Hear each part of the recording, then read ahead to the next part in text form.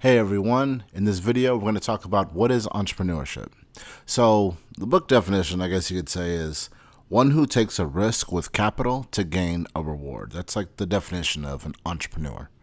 Most people would commonly just say it's someone who starts a business. I mean, it's pretty simple. Someone decides, okay, hey, I'm going to launch a business, and they do, and now you're an entrepreneur. Oh, okay, what does that mean? Where do we go from here?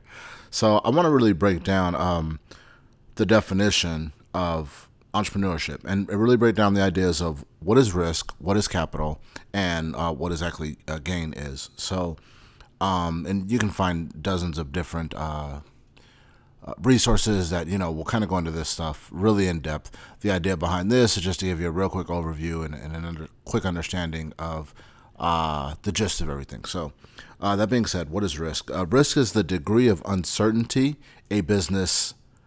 I'm sorry. Risk is the degree of uncertainty that a business will be profitable. So, with every investment, every single thing you put your money to, there are no guarantees. There's no 100%. If anybody says, I guarantee you a 100% return, 200% return, 300% return, run. 9 times out of 10, it's probably a hustle, a scam, whatever you want to call it. There are no guarantees in business because there are too many variables that you have to count on in order for your business to actually be successful. Whether that's, I mean, just look at the state of today.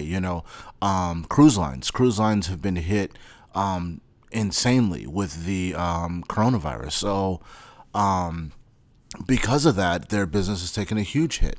Prior to that, you had the tariffs that were put on China, and a lot of those tariffs affected the steel industry.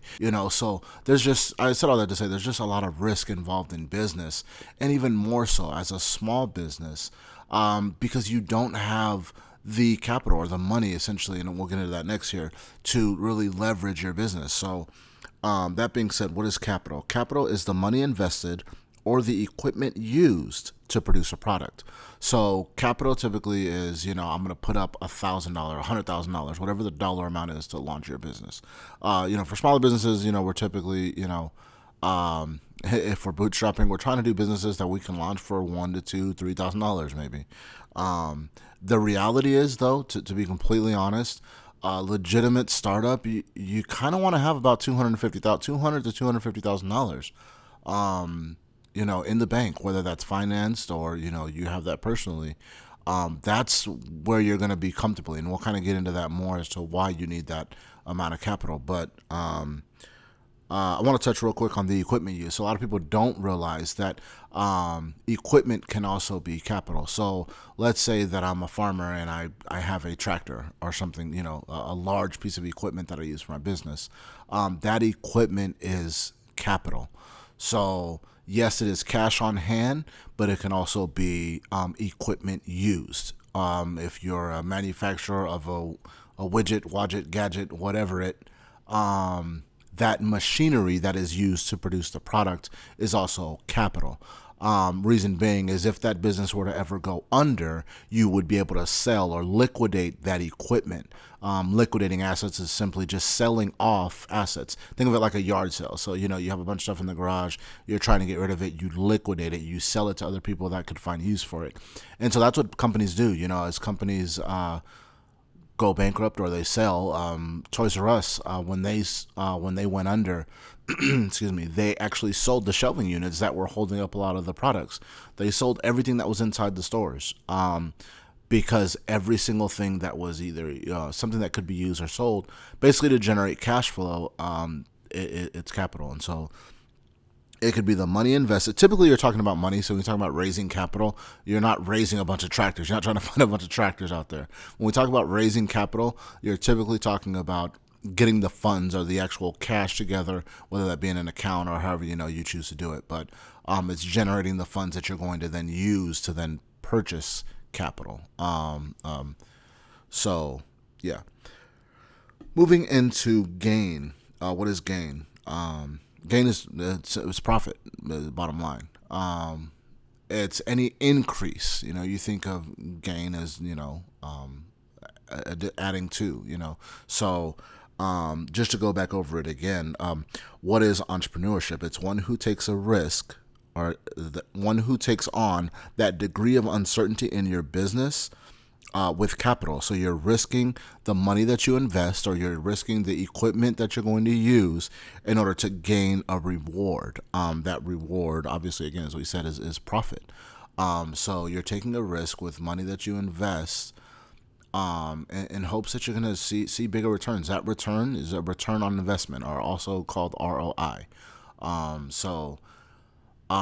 it gets, as a solo entrepreneur, at the end of the day, what does that mean? That means, okay, I'm going to launch this business, and I'm hoping that, I make $5, $10, $15,000 in the month. Man, I could pay all of my bills, and then I've got a little bit of extra money where I can take my family on vacation, buy a nice car, or whatever, whatever your dreams are, whatever your whys are, so why you started your business.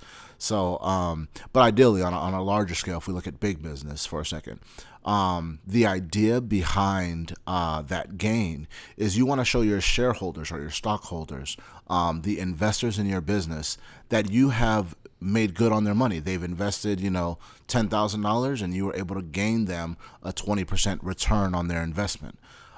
So that's what a company is looking to do. And typically they track those gains over quarters. You'll hear a lot about Q1 earnings, Q2 earnings. These are the fiscal year quarters. And so every quarter you're looking to have gains of some sort. You want to always see progress. Now, every business has a period of extreme growth. I mean, extreme might not be the right word, but a period of strong growth, where that profitability is rising really quickly.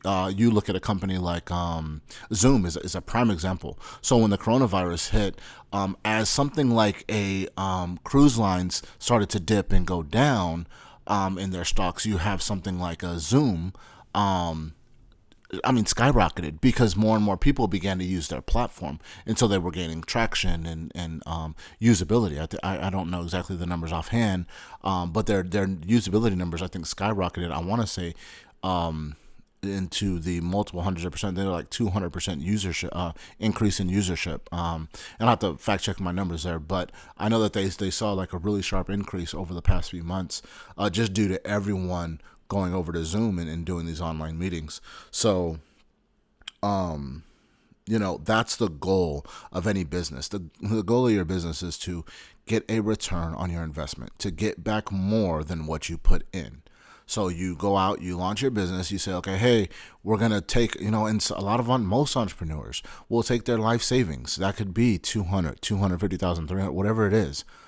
For some, it's not even their life savings. It's just what's in your savings account, which may be $1,000. And you go, okay, how do I start a business for $1,000? Because I'm trying to get a return of $2,000. The rule of thumb is double your money. That's what I always talk about. Rules of money it's always about how can you double your money? Double, double, double.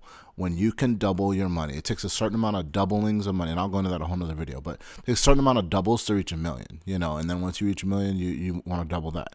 And so, anyway, that'll be in another video. Last thing I want to talk about. So we talked about risk, we talked about capital, we talked about gain, and all those things are entrepreneurship. But I think the core of entrepreneurship and what entrepreneurship truly is entrepreneurship is about a mindset. It's a mindset that says, I'm focused on achieving financial freedom. I believe business offers you the best chance at financial freedom simply because your 9 to 5 has a salary cap. Nothing wrong with 9 to 5. By all means, for everyone who's out there working hard and doing what they have to do to provide for their family, that there's no slight in that. The point that I want to make, though, is that's not going to get you free. Free is the idea that you can spend more time with family. Look at it that way. Free is when your kids say, can you play another game with us? You have the ability to do it because you don't have to leave to a meeting, or you don't have to go to bed earlier because you have to wake up early because you have a flight out of town, or whatever the case may be. Free is you being able to take control of your life back. And that's why I think entrepreneurship is the greatest endeavor any one person, family can endure. That being said, to the families out there where you have the husband who wants to start a business, or maybe the wife wants to start a business, and that other partner is spouse is not 100% on board because maybe they don't understand business, or maybe they don't have the same passion that you have. That's okay. But what I will say is, if you have that entrepreneur in your family, do your best to support them wholeheartedly, because this endeavor is not easy. It takes a lot of hard work. It takes a lot of commitment. It's long hours. So if you thought you were leaving your 40-hour-a-week job to go out and start a business and only have to work part-time, because there's a book called, I don't know, the 4-Hour Work Week or something like that. And I think there's some points you can probably nitpick and see where, okay, yeah, I can see where that can be true if you're automating systems or this, that, the other. Anyway, a whole nother video. But my point is, support that person, support your significant other, support your family member, support your friend, support your, whoever that person is in your circle that wants to go out and start a business, because it's not easy to do. And support is not just a pat on the back and saying, hey, you could do it, I believe in you. Support is like, yeah, how much is your product? And not like the discounted rate, like buy from them. Buy from them and use their service. Here's another thing I'll say. If let's say they make cakes and the cakes aren't good, they're dry or whatever, they're just, give them honest critique, give them feedback where they can say, hey, I would love to buy from you again, but I found this was a little bit lacking. If they're a friend, if they're a family member, let them know, where they can improve on their business, because it helps them in the long run. So better they find out from you than from a lack of sales. That being said, that's all I got for this video. So I hope you enjoyed it. If you did, come back, subscribe, follow. The whole idea behind what I'm trying to do and build here is it's content for entrepreneurs. It's a free resource where entrepreneurs can come and get ideas and share experiences on how to build a business, whatever that business may be for you and for your family, and ultimately for your freedom. So until the next video, peace and love.